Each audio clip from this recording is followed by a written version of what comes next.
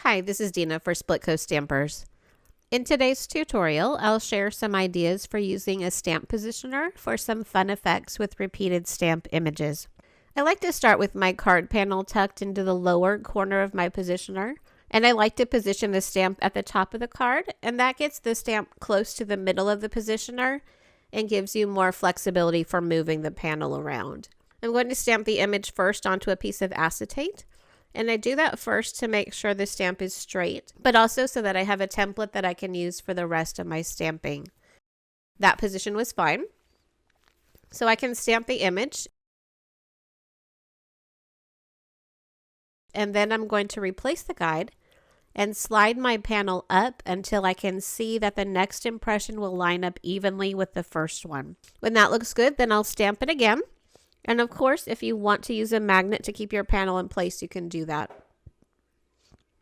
The rest of the panel is going to be filled in with the same method, just cleaning the stamp off without moving it when I want to change inks.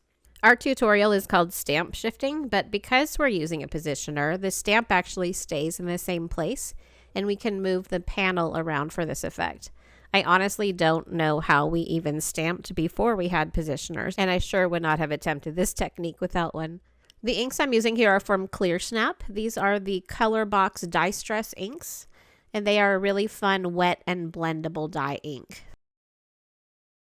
At this point, you can see that the bottom of my cardstock is at 5.5 inches, so the next time I stamp, the edge of the cardstock is going to be outside the positioner. And that is a little bit off screen, and I apologize for that, but just know that if you need to have an edge of the cardstock laid up on the ruler or beyond on your positioner, that's fine. You might want to use a magnet to make sure that it stays in place just because of the placement in the lid.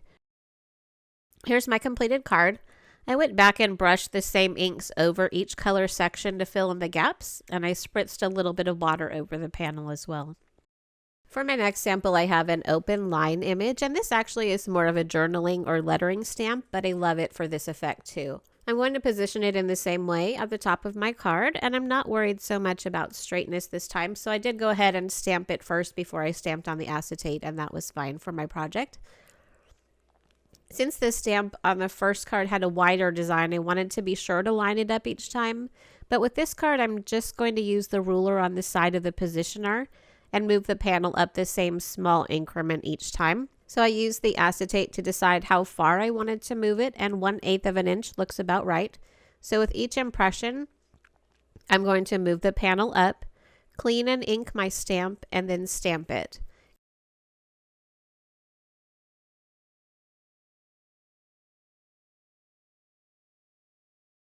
So here's a good reason to keep the acetate template handy. I got to this point on my card and inked up my stamp, and then I couldn't remember if I had moved my panel up or not. So I was able to check my position really quickly and save myself from inking the same place twice. Here's my finished background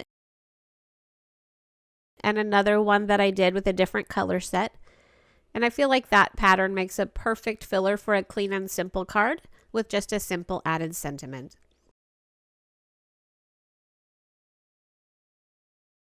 The next card uses this open background design from Whimsy Stamps, and you can see the pattern is made up of tiny dots. So I'm going to do the same thing as I did on the last card, but without the template, just because I've used this background before, and I know that I need to move it 1/16 of an inch each time.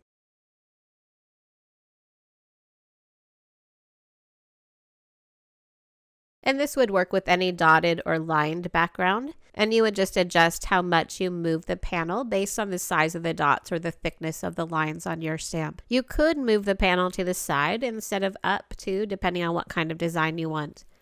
So just play around with what you have and see what works for you. Here's the completed panel and another one I made. And my finished card, paired up with a couple of other fun Whimsy stamp sets.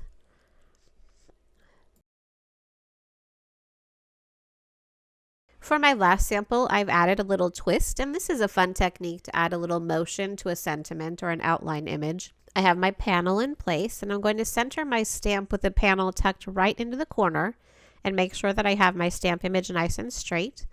And when that's set, I'm going to angle my panel so the corner against the side is 1/2 inch up from the corner, and the opposite corner of my panel is against the bottom of the positioner. I'm going to stamp in a light ink and then move the corner down 1/16 of an inch, stamp again, and I'll keep doing this until my card panel is back into the original position down in the corner. And you can do your stamping all in the same color, or you can change colors each time. I just would suggest using lighter colors of ink so that you don't end up with a muddy mess. And you do want the last impression to be dark or contrasting so that you can really see it. And so the angled layers kind of fade back a little bit when you're done.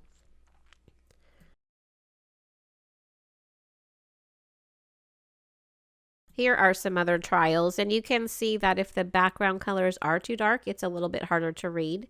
But I do like this effect, and I like how it adds some movement to the image or to the sentiment that you choose. So I hope I've given you some ideas for using your stamp positioner for some different effects with repeated stamping. Thank you so much for watching.